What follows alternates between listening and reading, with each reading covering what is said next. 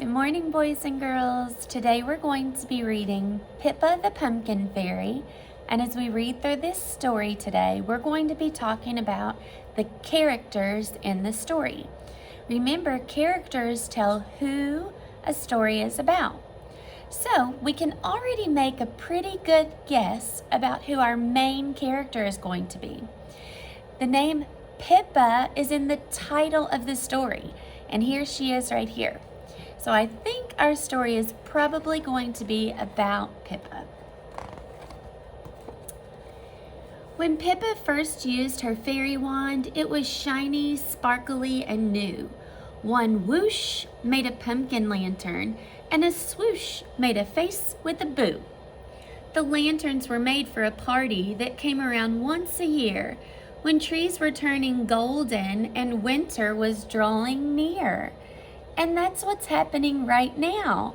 The leaves are changing colors and they're falling off the trees because we're in the season of fall and it's almost Halloween, the season of pumpkins. But one year Pippa was shocked. When she waved her wand, she found all the wrong kind of lanterns in a row by her feet on the ground. When Penny and Bee came over to see how Pippa was getting along, she panicked and covered the pumpkins. "Great," she said. "Nothing's wrong. The lanterns are just so booey. I had to hide them away.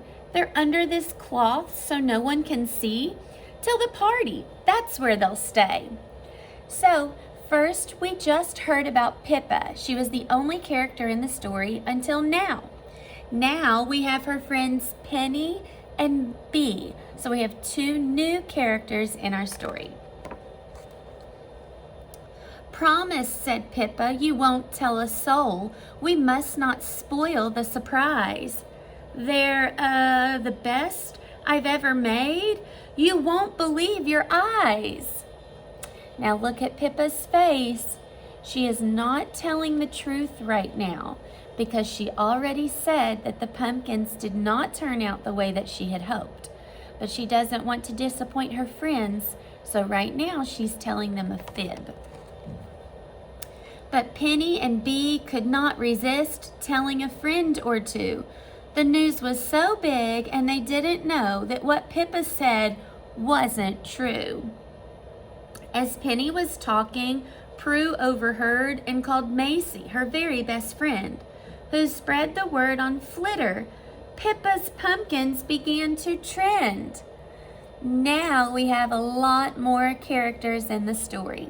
You can see all of the different fairies that are a part of our story, and they did name Prue and Macy.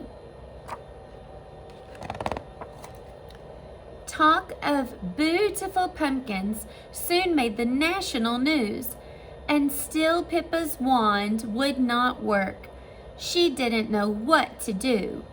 The rumor was getting out of hand. It was all a terrible mess. But the longer she left it, the harder it was for Pippa to try to confess. So now she's feeling very guilty because everybody knows about her pumpkins, but they don't know the truth. The day of the pumpkin party arrived and the fairies couldn't wait to see just how truly amazing Pippa's lanterns were going to be. Pippa nervously peeked outside, watched by a TV crew. "It's time at last," the presenter announced. "Pippa, over to you." So we have some more new characters in our story now. We have the news crew. But our main character is still Pippa. Then all of a sudden, out of the blue, lightning cut through the sky. The fairies looked up as the rain poured down. They couldn't keep anything dry. Decorations were soggy and tables were wet. The cakes and the snacks were soaked through.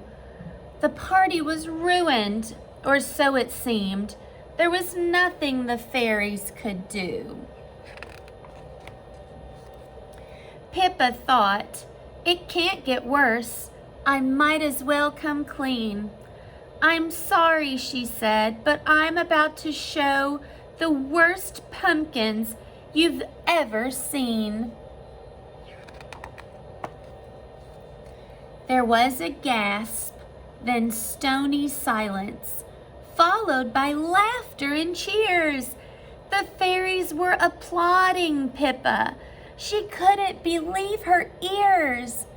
So Pippa was so worried she thought that these were terrible pumpkins, but it said they applauded her. That means they were cheering. And you can see on their faces, they all love the pumpkins.